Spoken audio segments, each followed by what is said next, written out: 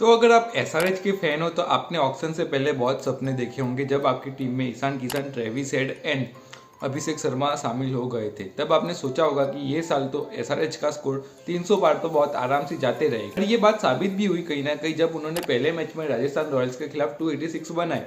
और मेरे को भी लगा था कि इस साल तो इनका स्कोर 300 पार तो एक बार तो पहुंच ही जाएगा, लेकिन उसके बाद उनका हाल वैसे ही है जैसे 2024 के लोकसभा इलेक्शन में बीजेपी का हाल था।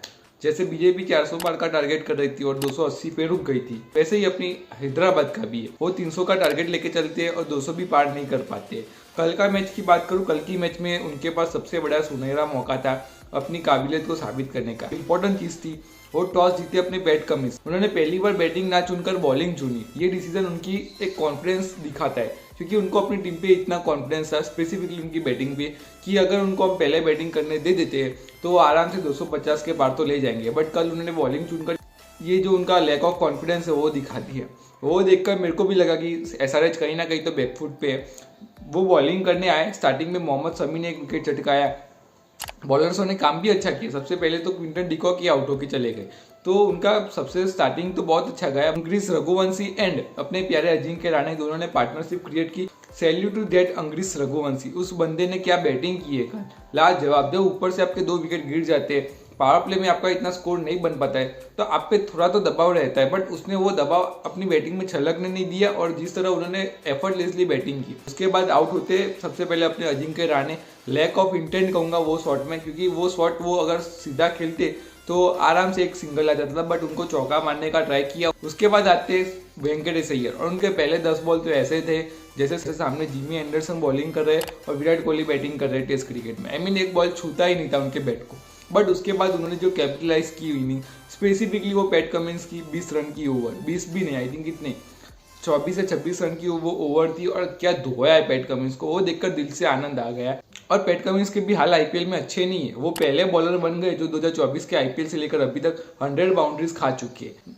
आई थिंक केकेआर ने जैसे तैसे करके 200 का स्कोर बनाया। उसमें सबसे इंपॉर्टेंट कंट्रीब्यूशन तो अंग्रीस रघुवंशी, अजिंक्य रहाणे, वेंकटेश अय्यर वो भी, और Rinku Singh, not to forget Rinku Singh भी थोड़े थोड़े करके वापस फॉर्म में आ रहे हैं।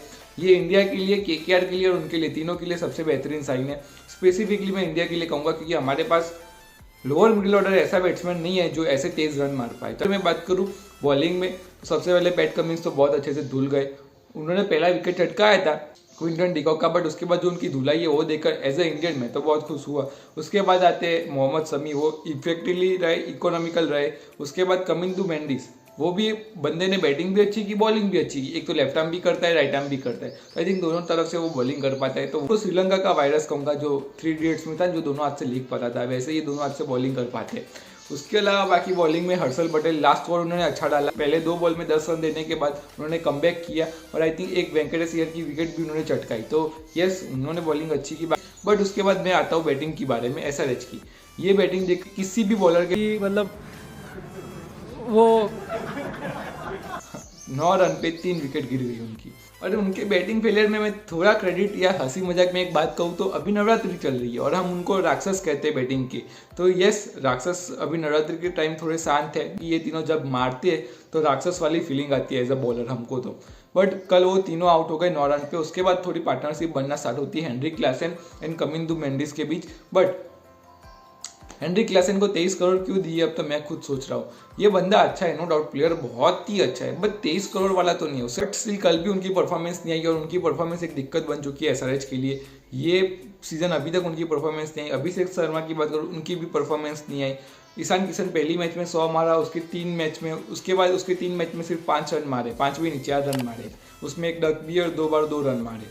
तो ये वो भी एक दिक्कत की बात है। ट्रेविस हेड को मैं इतना नहीं जज करूंगा क्योंकि वो बंदा रन्स मार रहा है। वो इतने बड़े रन्स नहीं मार रहा है बट कंसिस्टेंटली रन मार रहा है। बट एक बात तो नोटिस की, उनका भी डिक्लाइन ही चल रहा है। सबसे पहले मैच में 60, उसके बाद 40, उसके बाद 20 और कल 4 रन बनकर आउट हो गए। तो आई थिंक वो भी एक दिक्कत की बात है। उसके अलावा अनिकेत वर्मा हर मैच में थोड़ी वो काम कर सकते हैं।